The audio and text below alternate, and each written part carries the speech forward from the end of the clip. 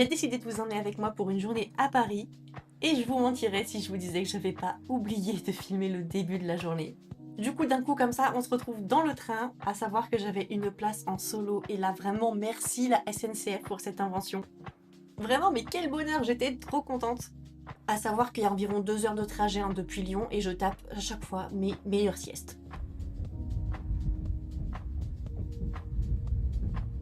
Et j'avais juste tellement hâte d'arriver, je vous jure, j'aime tellement cette ville. Je trouve qu'il y a une vibe incroyable. C'est compliqué à décrire, mais j'ai vraiment l'impression que là-bas, je peux être complètement moi-même. Et ça fait tellement du bien. Je pense pas honnêtement que je pourrais y vivre, mais je vous assure que quand j'y vais pas pendant un bout de temps, ça me manque énormément. Le meilleur moyen de commencer la journée, c'est par un bon matcha. Du coup, j'ai été au Sevenly Art. J'avais tellement hâte de tester cette adresse et vraiment j'étais pas déçue, le café est trop mignon, la boisson était excellente. C'était vraiment une ambiance apaisante et pour démarrer la journée c'était ce qu'il y avait de mieux. J'avais un peu de temps avant ma première expo donc j'ai été un petit peu faire un tour chez Fleu, je ne sais pas comment ça se prononce, je vais le dire comme ça. Clairement j'adore ces boutiques, c'est un indispensable pour moi quand je vais à Paris. Pour autant, j'avoue, j'achète pas toujours, mais voilà, ils ont tellement de jolies choses que j'adore y faire un tour. Et j'avais repéré ces 2 casquettes que j'adore. En fait, j'adore la crème, mais j'en ai déjà en cette couleur. J'essaye de changer, mais vraiment, je pense que c'était ma préférée. Et j'ai tellement hésité que j'en ai même pas pris une seule au final.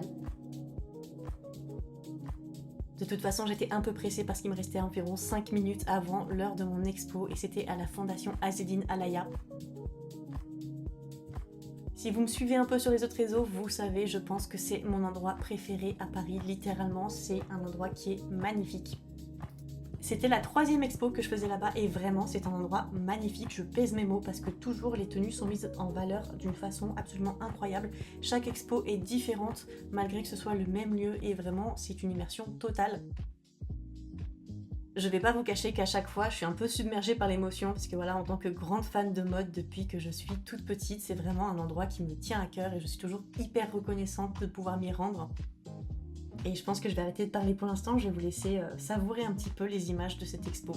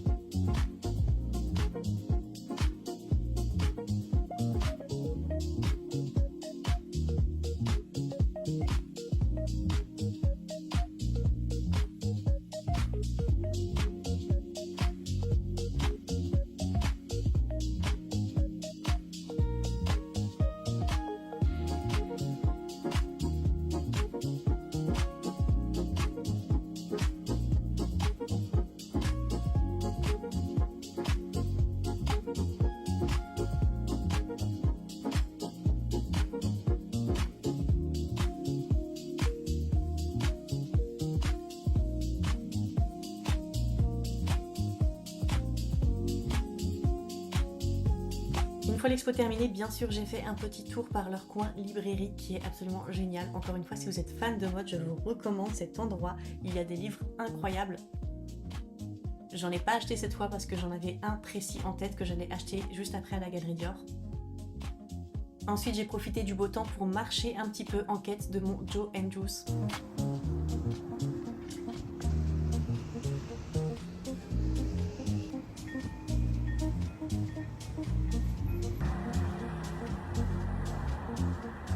Je sais pas ce qu'ils attendent pour ouvrir à Lyon, mais nous, on vous attend à Lyon. Je vous assure, on a faim.